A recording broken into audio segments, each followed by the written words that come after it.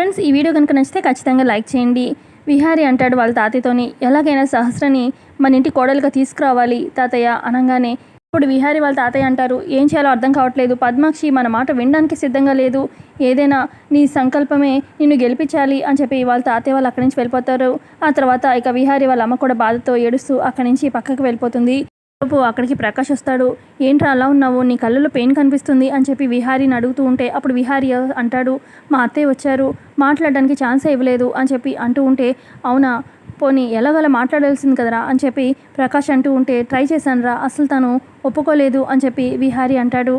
అవును, నువ్వేంటి టెన్షన్గా ఉన్నావు అని చెప్పి విహారీ ప్రకాష్ని అంటూ ఉంటే, అప్పుడు ప్రకాష్ చెప్పాను కదరా ఇంకొక 15 నిమిషాల్లో నాకు పెళ్లి చూపులు అనగానే, అయితే మరి నీ మొహం వెలిగిపోవాలి కదా అని చెప్పి విహారీ అంటాడు.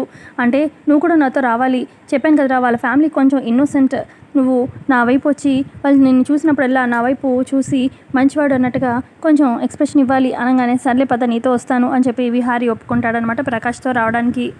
పక్క విహారీ వాళ్ళమ్మ ఒకతే కూర్చొని బాధపడుతూ ఏడుస్తూ ఉంటుంది. ఇంకెన్నాళ్ళు నాకు ఈ శిక్ష, నాతో పాటు నా కొడుకు కూడా మాటలు పడాల్సి వస్తుంది. నేను పడినా పర్వాలేదు, కానీ నా కొడుకు మాటలు పడుతున్నాడే, అసలు నేను చూడలేకపోతున్నాను, దానికన్నా నేను చచ్చిపోవడం బెటర్ అన్నట్టుగా బాధపడుతూ ఉంటుంది. ఇక సడన్గా తనకి ఫిట్స్ వస్తాయన్నమాట. కింద పడి కొట్టుకుంటూ ఉంటుంది. అదే టైంకి అటువైపుకి కనకం వస్తుంది. అయ్యో ఏమైందండి అని చెప్పి దగ్గరికి వచ్చి చూస్తూ ఉంటుంది. అయ్యో ఫిట్స్ వచ్చినట్టున్నాయి ఏమికి అని చెప్పి గబగబా పక్కకు వెళ్ళి ఇక కీస్ తీసుకొచ్చి తన చేతిలో పెడుతుందనమాట. ఇక మెల్లగా ఆమెకి ఫిట్స్ కొంచెం తగ్గుతాయి. వాటర్ బాటిల్ తీసుకొచ్చి మొహం మీద నీళ్ళు చల్లుతుందనమాట. ఇక ఆవిడికి మెలకు వస్తుంది, లేచి కూర్చుంటుంది. చాలా థ్యాంక్స్ అమ్మా, నువ్వు రాకపోతే ఏమైపోయేదాన్నో అని చెప్పి అంటూ ఉంటే, మీరు ఒక్కరే వచ్చారా ఆంటీ అని చెప్పి అడుగుతుందనమాట కనకం. లేదు, మా అబ్బాయి కూడా వచ్చాడు, అయితే గుళ్ళో ఉన్నాడు అని చెప్పి చెప్తుంది. ఈ లోపల కనకం అని చెప్పి ఆదికేశవులు పిలుస్తూ ఉంటే, ఆ నాన్న అని చెప్పి కనకం వెళ్ళబోతూ ఉంటే, ఇక అప్పుడు విహారీ వాళ్ళమ్మ చేపట్టుకొని, మళ్ళీ మనం ఖచ్చితంగా కలుద్దాము అనగానే ఇక అప్పుడు గుడి గంట మోగుతుంది. అప్పుడు కనకం అంటుంది, ఆ దేవుడు కోరుకున్నాడుగా, ఖచ్చితంగా మనం ఏదో రూపంలో మళ్ళీ కలుస్తాం ఆంటీ, ఆ విధి మనకి రాసిపెట్టుంది అని చెప్పి కనకం అక్కడి నుంచి వెళ్ళిపోతుంది. ఇక మహాలక్ష్మి అక్కడి నుంచి వెళ్ళిపోగానే ఇక విహారీ వాళ్ళమ్మ అనుకుంటుంది, ఈ అమ్మాయి ఎంత లక్షణంగా ఉందో అని చెప్పి అనుకుంటుంది. పక్క ఆదికేశవులు గౌరీ ఇలా అంటూ ఉంటారనమాట కనకంతోని, ఒకప్పుడు నీ పెళ్లి విషయంలో తప్పు డెసిషన్ తీసుకున్నానమ్మా, ఈసారి మాత్రం అలా జరగదు అని చెప్పి ఆదికేశవులు అంటూ ఉంటే, ఈ లోపల అబ్బాయి వాళ్ళు రావడం ఫ్యామిలీ గమనిస్తాడనమాట. ఆదికేశవులు, నేను వెళ్ళి అబ్బాయి వాళ్ళని తీసుకొస్తాను, రిసీవ్ చేసుకుంటాను అని చెప్పి వెళ్ళి ఇక విహారీని, ప్రయాణం బాగా జరిగిందా బాబు అని చెప్పి అడుగుతూ ఉంటే, ఇక విహారీ ఏంటి ఈయన నాతోనే మాట్లాడుతున్నాడు అన్నట్టుగా డౌట్గా చూసి, బాగానే జరిగింది అని చెప్పి సమాధానం చెప్తాడు.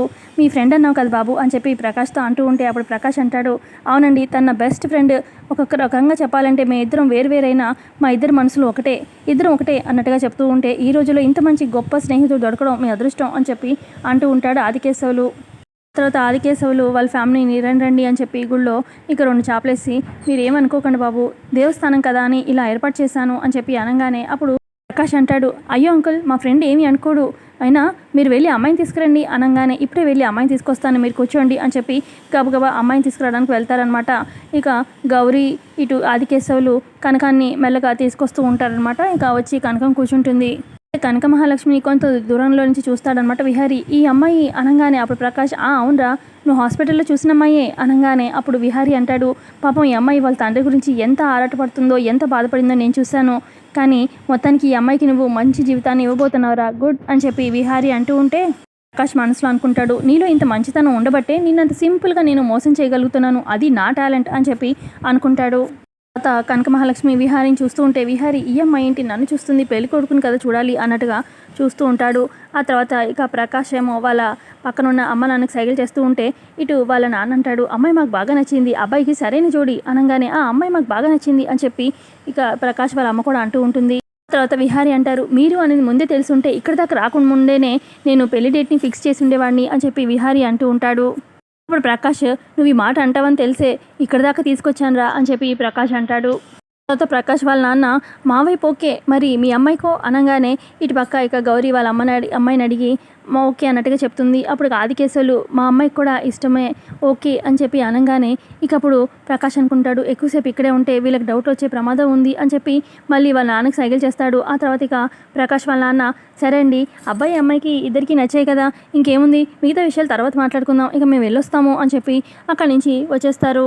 విహారి వాళ్ళు వెళ్ళిపోగానే ఇక ఆదికేశవులు కూతురుతో అంటాడు, అబ్బాయి బంగారంలో ఉన్నాడు కదమ్మా అనగానే, అంతకంటే ఎక్కువే నాన్న అని చెప్పి కనకం అంటుంది. ఇక అప్పుడు ఆదికేశవులు అంటారు, మొత్తానికి ఆ దేవుడు మన మొర విన్నాడు, అందుకే నీకు మంచి మ్యాచ్ వచ్చింది. ఈ దెబ్బతో నువ్వు అమెరికా వెళ్ళిపోయావనుకో అంతా ఓకే అయ్యి నా చెల్లికి బుద్ధి వస్తుంది అని చెప్పి అంటాడు. తర్వాత విహారి వెళ్తూ ఉంటే ఇక ప్రకాష్ ఆపి, రే విహారి, నువ్వు వచ్చి వాళ్ళతో మాట్లాడావు కాబట్టి వాళ్ళకి అంత ధైర్యం వచ్చింది. పాపం ఆయన వాళ్ళ చెల్లి చేసిన మోసం ఇంకా మర్చిపోలేదురా అనగానే, ఇప్పుడు విహారి అంటాడు, అయినా నేను చేసింది ఏముంది లేరా అనగానే, ప్రకాష్ లేదురా నువ్వు నాకు చాలా ఇది చేసావు, చాలా థ్యాంక్స్ రా అని చెప్పి ప్రకాష్ అంటూ ఉంటే, మళ్ళీ మనకి థ్యాంక్స్ ఎందుకు అని చెప్పి విహారి అంటాడు. అయినా నువ్వు ఈ ఫ్రెండ్ కోసం ఇంత చేస్తున్నావు, నేను నీకోసం ఏం చేయాలి అని చెప్పి ప్రకాష్ అంటూ ఉంటే అప్పుడు విహారి అంటాడు, ఉంది ఆ అమ్మాయిని బాగా చూసుకో, తండ్రిని అంత ఇదిగా ప్రేమిస్తున్న అమ్మాయి భర్తని ఇంకా చాలా బాగా చూసుకుంటుంది సరేనా. అక్కడ అమ్మ వాళ్ళు వెయిట్ చేస్తూ ఉంటారు, ఏదైనా ఆ అమ్మాయి దొరకడం నీ అదృష్టం, సరే అమ్మ వాళ్ళు వెయిట్ చేస్తూ ఉంటారుగా నేను వెళ్తాను అని చెప్పి విహారి అక్కడి నుంచి వెళ్తూ ఉంటే ఇక అప్పుడు ప్రకాష్ అనుకుంటాడు, నేను చేసుకున్న అదృష్టం కాదురా నువ్వు చేసుకున్న అదృష్టం అని నీకు త్వరలో తెలుస్తుందిలే అని చెప్పి ప్రకాష్ మనసులో అనుకుంటాడు. మరోపక్క విహారి వాళ్ళ ఫ్యామిలీ అంతా కూర్చుని ఉంటే ఇక విహారి అంటాడు, తాతయ్య మనకి ఇంత మంచి అవకాశం మళ్ళీ రాదు, ఎలాగైనా అత్తయ్యని ఒప్పించాలి అని చెప్పి అంటూ ఉంటే ఇటు కాదంబరి అనుకుంటుంది, ఏంటో ఎవరి ఆలోచనలో వాళ్ళు ఉన్నారు, చూద్దాం ఏమవుతుందో అని చెప్పి అంటూ ఉంటుంది మనసులో. ఈ లోపల విహారికి కనిపిస్తుంది అనమాట వాళ్ళ అత్తయ్య, అదిగో తాతయ్య అత్తయ్య వస్తుంది అని చెప్పి ఇక వెళ్ళి పద్మాక్షి ముందు నించుంటారనమాట. పద్మాక్షి అంటుంది, సహస్ర ఈ తాంబూలం తీసుకెళ్ళి పంతులు గారికి ఇవ్వు అనగానే సహస్ర వెళ్ళి అక్కడ రాముల వారి కళ్యాణం జరుగుతూ ఉంటుంది కదా, ఇక అక్కడ అది వచ్చేస్తుందనమాట సహస్ర. ఆ తర్వాత పద్మాక్షి అంటుంది విహారి వాళ్ళతోని, అసలు మీకు బుద్ధి లేదా సిగ్గు లేదా, ఎన్నిసార్లు వద్దొచ్చి అంటున్నావు కూడా మా వెనకాల వాళ్ళు పడుతున్నారు అని చెప్పి అంటుంది. పద్మాక్షి అంటుంది, పదండి వెళ్ళిపోదాం, వీళ్ళ మొహం చూస్తుంటేనే చిరాగ్గా ఉంది అని చెప్పి గూళ్ళో నుంచి వెళ్ళిపోతూ ఉంటే అప్పుడు విహారి చేపెట్టి ఆపుతాడు. అత్తయ్య సొంత కుటుంబం వైపు ఇంకెన్ని రోజులు నీ పంతం. విహారి అంటాడు, ఇన్నేళ్ళు మీరు ఈ కుటుంబానికి దూరంగా ఉన్నారు, మీరు ఎంత బాధపడుతున్నారో నేను అర్థం చేసుకోగలను, కానీ తాతయ్య నానమ్మ మీ చేతుల మీదుగా వాళ్ళ షష్ఠి పూర్తి జరిపించుకోవాలని ఆశపడుతున్నారు. ప్లీజ్ అత్తయ్య ఆ ఇంట్లో అడుగు పెట్టండి, ఆ ఇంటి వారసుడుగా నేను మిమ్మల్ని ప్రాధేయపడుతున్నాను ప్లీజ్ అని చెప్పి దండం పెట్టి మరీ పద్మాక్షిని అడుగుతూ ఉంటాడు విహారి. తర్వాత విహారి అంటాడు, అత్తయ్య నేను చెప్పే మాట ఒక్కటైనా విను అనగానే, వినను అని చెప్పి పద్మాక్షి అంటూ ఉంటే, ఒక్కసారి విహారి చెప్పేది వినమ్మా అని చెప్పి పద్మాక్షి వాళ్ళ తండ్రి అంటూ ఉంటే, సరే త్వరగా చెప్పు అని చెప్పి పద్మాక్షి అంటూ ఉంటే అప్పుడు విహారి అంటాడు, అత్తయ్య నువ్వు ఇంట్లో నుంచి వెళ్ళిపోయినప్పటి నుంచి కూడా ఇంట్లో ఒక్క వేడుక కూడా జరగలేదు, ఇప్పుడే షష్ఠి పూర్తి అనుకుంటున్నాము, ఆ షష్ఠి పూర్తి కూడా నువ్వు వస్తే బాగుంటుందని చెప్పి నానమ్మ తాతయ్య కోరుకుంటున్నారు. ముఖ్యంగా నానమ్మ నువ్వు ఉండాల్సిందే అని చెప్పి పట్టుపడుతుంది, ప్లీజ్ నానమ్మ కోసమైనా రా అని చెప్పి అనగానే అప్పుడు పద్మాక్షి, ఆ ఇల్లే వద్దనుకున్నాను, ఇంకా ఆ ఇంట్లో ఉన్న మనుషుల గురించి నేనెందుకు ఆలోచిస్తాను అని చెప్పి పద్మాక్షి అంటుంది. తర్వాత విహారి వాళ్ళ అమ్మంటుంది, ప్లీజ్ వదిన నువ్వు ఎలాగైనా ఆ ఇంట్లో అడుగు పెట్టాలి, నువ్వు ఆ ఇంట్లో నుంచి వెళ్ళిపోయిన రోజు నుంచి ఇప్పుడు దాకా నేను ఏడవని రోజు అంటూ లేదు, అంతా నా తలరాత అని చెప్పి ఏడుస్తూ ఉంటుంది.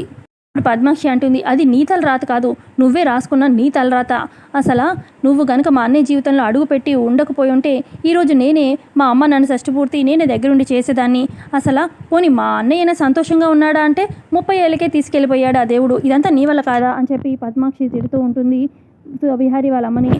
తర్వాత విహారి అంటాడు, అత్తయ్య దయచేసి నేను చెప్పేది విను, గతం గురించి వదిలేసేయి, మనం ఫ్యూచర్ గురించి మాట్లాడుకుందాం అనగానే, నాకు గతం వద్దు ఫ్యూచర్ వద్దు మీతోని అని చెప్పి పద్మాక్షి అంటుంది. దారిని మమ్మల్ని వదిలేయండి అని చెప్పి పద్మాక్షి వెళ్తూ ఉంటే అప్పుడు విహారి వాళ్ళమ్మ కాళ్ళ మీద పడుతుంది, ప్లీజ్ వదిన ఆ ఇంటికి నువ్వు రావాలి ప్లీజ్ అని చెప్పి అంటూ ఉంటే, నేను ఎవ్వరి మాట విను, ఆ ఇంటికి వచ్చే పరిస్థితే లేదు అని చెప్పి పద్మాక్షి అంటుంది. ఇప్పుడు వెంటనే పద్మాక్షి వాళ్ళ నాన్న, నీ కూతురు గురించైనా నా మాట విను అనగానే అప్పుడు పద్మాక్షి, ఏం మాట్లాడుతున్నాను నాన్న అనగానే విహారి వాళ్ళ తాతయ్య ఇలా చెప్తూ ఉంటారు, నా మనవడికి నా మనవరాలకి పెళ్లి చేయాలనుకుంటున్నాను అని చెప్పి చెప్తారు. అంటాడు, నేను నీకు అదే విషయం చెప్పాలనుకుంటున్నాను అత్తయ్య, కానీ నువ్వు నా మాట వినట్లేదు అనగానే అప్పుడు పద్మాక్షి, మనవడు మనవరాలు పెళ్ళి, బాగుంది, బాగానే ప్లాన్ వేసావు నాన్న అని చెప్పి పద్మాక్షి అంటూ ఉంటే, ఎందుకు నా మనవడికి మనవరాలకి ఎందుకు పెళ్లి జరగకూడదు అది చెప్పు అని చెప్పి పద్మాక్షి వాళ్ళ నాన్న అంటూ ఉంటే అప్పుడు పద్మాక్షి, ఎందుకంటే 20 ఏళ్ల క్రితం నా జీవితం కూడా ఇలాగే నాశనం చేశారు అని చెప్పి అంటుంది. జరిగిన అన్యాయం నా కూతురికి జరగడానికి వీల్లేదు, అందుకే మీతో ఏ బంధాలు వద్దు అంటుంది పద్మాక్షి. నేను అడుగుతున్నా కూడా ఎందుకు కాదంటున్నావు అని చెప్పి పద్మాక్షి వాళ్ళ తండ్రి అంటూ ఉంటే అప్పుడు పద్మాక్షి, ఎందుకు వినాలి, మీరొకరేగా మాట్లాడుతున్నారు, అయినా ఈ మహాతల్లి ఏం మాట్లాడట్లేదు, తన మనసులో ఏముందో కొడుకుని అడ్డం పెట్టుకొని ఇంకేం ప్లాన్ వేస్తుందో అని చెప్పి అంటుంది పద్మాక్షి. అంతే అండి ఎపిసోడ్లో జరిగింది. ఎపిసోడ్ వస్తే లైక్ చేయండి.